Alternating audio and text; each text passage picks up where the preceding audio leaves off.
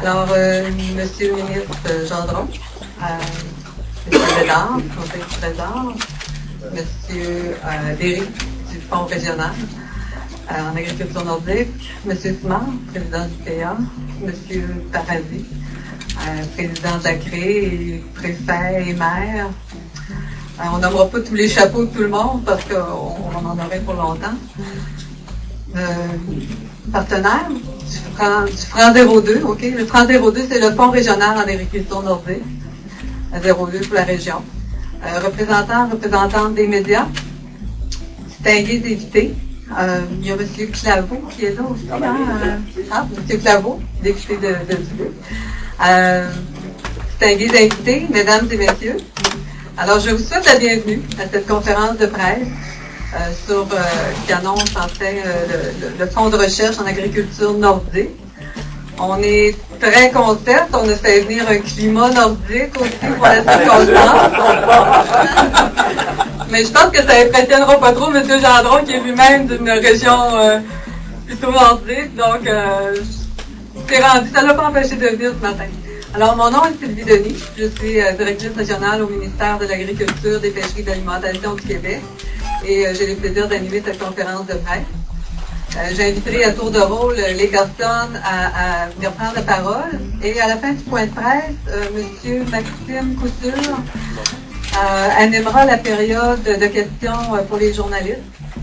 Donc, on va procéder tout de suite. Je vais inviter le vice-premier ministre et ministre de l'Agriculture, des Pêcheries et de l'Alimentation, M. Gendron, à prendre la parole.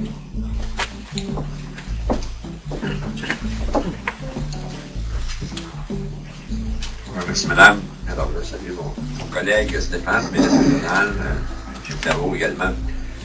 Très heureux d'être accompagné de deux éminents collègues de l'Assemblée nationale. Je voudrais saluer également M. Peterson, de la ville du Saguenay, M. Noël, M. Bouchard, M. le président du PA, M. le président du Fonds. Je à vous tous, tous les amis qui ont répondu positivement à venir assister à cette conférence de presse.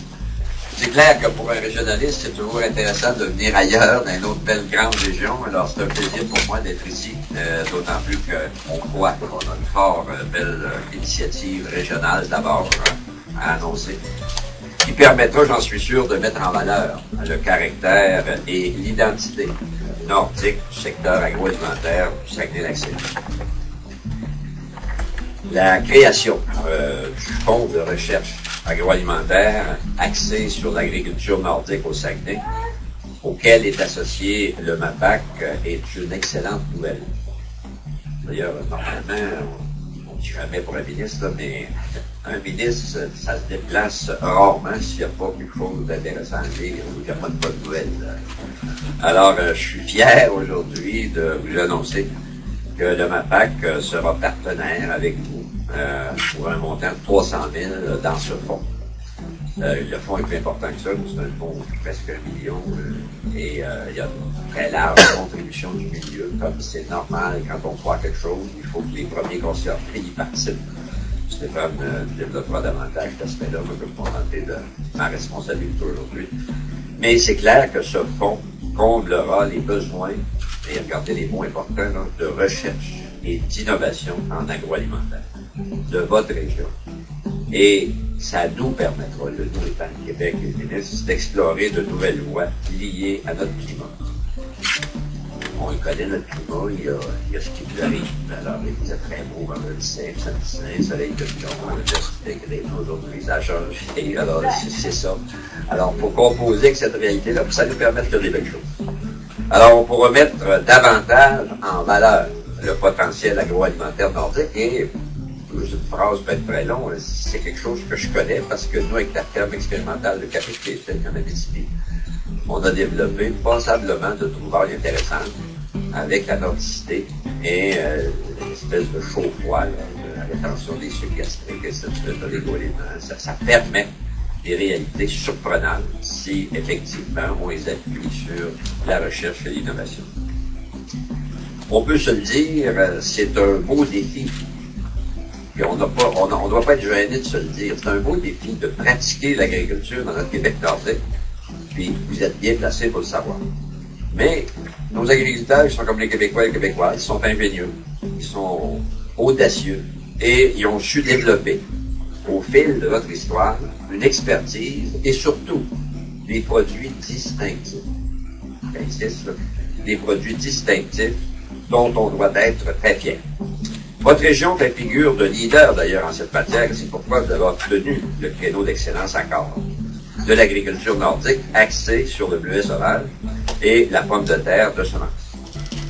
Au-delà de la beauté de cette entente, qui nous permettra de mettre en valeur notre agriculture et de varier nos productions, je dois souligner une chose tout à fait particulière.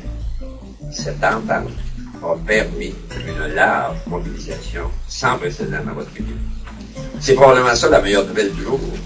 Sincèrement, la meilleure nouvelle du jour, là, c'est cette concertation forte de plusieurs intervenants qui décident de travailler ensemble, car ça nous démontre que tout devient possible quand on se concerte et qu'on pousse dans le même sens. Ça m'amène à vous parler d'un sujet qui me tient particulièrement à cœur, au profite de l'occasion, et dans lequel l'agroalimentaire nordique trouvera une place importante, c'est cette future politique de souveraineté alimentaire que je compte dévoiler ce printemps. Je peux vous assurer qu'elle sera colorée, qu'elle sera teintée de cette couleur nordique. Vous avez une bonne idée, c'est quoi la couleur nordique? C'est pas compliqué, je veux qu'on mange plus d'aliments du Québec, et c'est plus facile d'atteindre cet objectif par une forte diversification. Et un moyen d'y arriver, c'est d'offrir des produits nouveaux. Des produits de terroir, des produits qui ont passé l'épreuve, on parlait tantôt de la technologie, et ainsi de suite. Le 22 mars dernier, j'avais l'occasion d'ailleurs d'avoir une première rencontre avec les représentants du milieu bioalimentaire québécois pour un exercice de travail, j'oserais même dire une bonne séance de concertation de l'ensemble des partenaires. Ce jour-là, j'étais fier des partenaires parce que on a construit quelque chose. J'ai pris note de leurs suggestions parce que l'objectif est toujours le même, c'est enrichir cette réflexion et enrichir surtout le plan d'action qui va l'accompagner. Parce que des politiques, avec la petite carrière que j'ai en politique depuis 76, j'en ai vu beaucoup des politiques gouvernementales. Il faut souvent avoir une politique accompagnée d'un plan d'action si on veut du concret, si on veut du palpable, si on veut être capable d'évaluer concrètement qu'on avance. Alors, cette politique, je veux qu'elle soit à l'image du Québec. Qu'elle reflète nos forces, notre passion, notre belle expertise, qu'elle mette en valeur nos bons coups et nous permette de tirer profit de cette grande créativité qui caractérise les Québécois et les Québécois. Je veux également qu'elle soit rassembleuse. Alors, comme vous savez, c'est avec la force du nombre que nous permettons au secteur bioalimentaire de se développer, de croître et d'ouvrir de nouvelles frontières sur le marché d'exportation. J'avais l'occasion d'aller en Chine à l'automne et j'étais très étonné, mais correctement, de voir qu'il y a beaucoup d'entreprises québécoises qui font de la bonne business en Chine avec des produits de qualité.